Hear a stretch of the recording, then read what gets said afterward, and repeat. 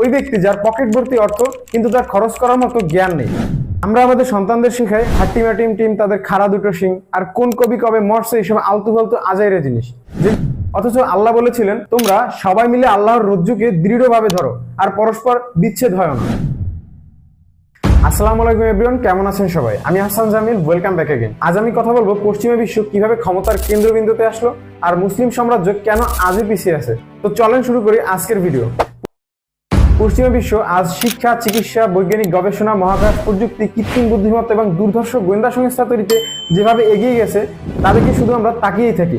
তারা জ্ঞান আর ঐক্যের শক্তি দিয়ে বিশ্বকে চালায়, আর আমরা অতীতের ইতিহাস মুখস্থ করে আজও হারানো গৌরব খুঁজে বেড়াই। মুসলিম বিশ্বকে সহজে সংজ্ঞায়িত করার জন্য একটা লাইনই যথেষ্ট: ওই ব্যক্তি যার পকেট ভর্তি অর্থ কিন্তু তার খরচ করার মতো জ্ঞান নেই।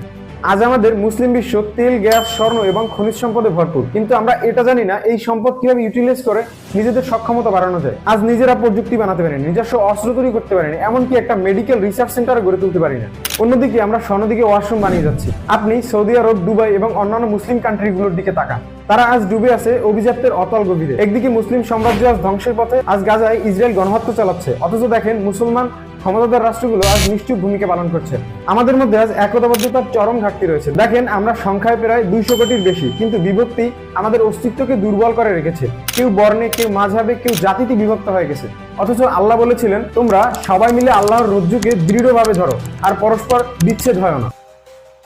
আজ আমরা এমন এক জাতি যারা মুসলমান বলে পরিচয় দিতে ভয় পাই। আমাদের শিশুরা পশ্চিমা সুপারহিরোদের চিনে, কিন্তু তারা খালিদ বিন ওয়ালিদ, সালাহ উদ্দিন আইয়ুবীর মতো নাম জানে না। আমাদের তরুণরা মার্ক জুকারবার্গের সাফল্য জানে, কিন্তু তারা জানে না ইবনে সিনা, আল বিরুনি, আল খাওয়ার রিজভির মতো মুসলিম মনীষীরা ছিল আধুনিক বিজ্ঞানের স্থপতি।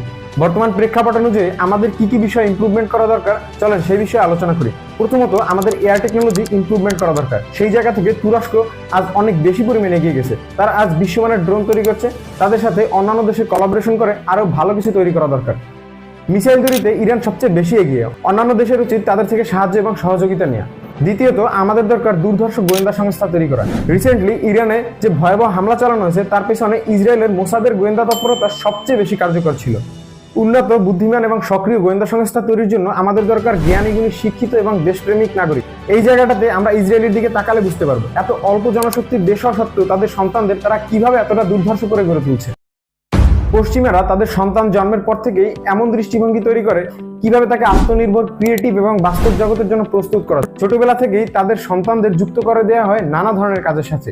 নিজের জিনিস নিজে গুছানো, সমস্যা সমাধানে অংশ নেওয়া, এমনকি কোডিং, আর্টিফিশিয়াল ইন্টেলিজেন্স বা এআই, ভার্চুয়াল রিয়েলিটি, ভিআর ইত্যাদি নিয়ে এক্সপ্লোর করার সুযোগ দেওয়া হয়। আমরা আমাদের সন্তানদের শেখাই